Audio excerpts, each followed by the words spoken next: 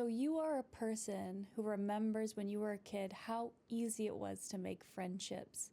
It was simple as sitting next to somebody on the swing and sharing a toy. But these days, friendships don't seem to happen so naturally. In fact, your friend group has dwindled in numbers. You're surrounded by people on the daily, but it doesn't feel like you're making any valuable or deep connections. So you're left with a feeling of loneliness and wanting more. This channel lifts the veil on therapy tips and tricks that we use during a therapy session to help you improve your mental health. It also challenges you to put yourself in the shoes of others to build empathy, understanding, and also support your fellow people in the community.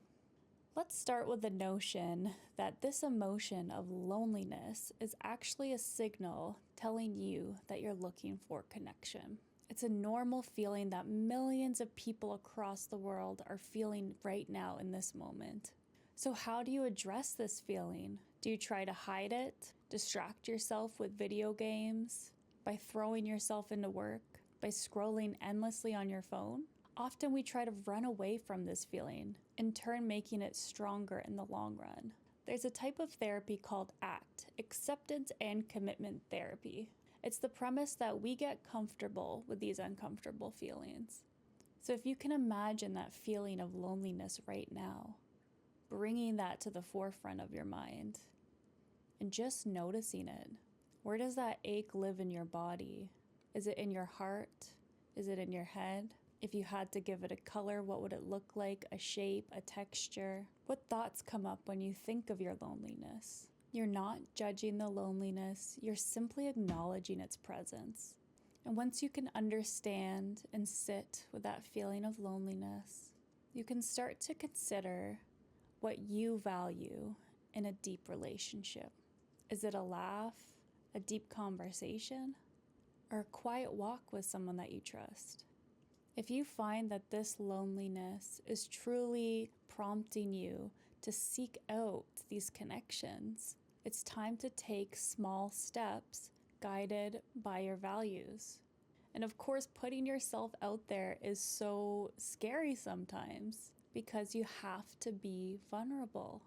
You might get hurt, you might get rejected by people. But here's the groundbreaking piece of information.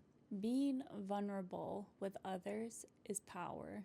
It is the act of being seen for who you truly are, with all of your feelings, all of your imperfections. That's how you build the deeper connection.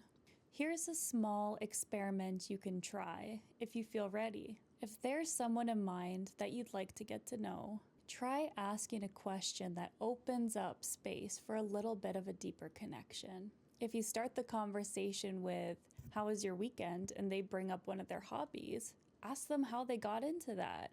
What's the story there? When did you decide that you really love this hobby? And just like that, you'll have an emotional connection moment.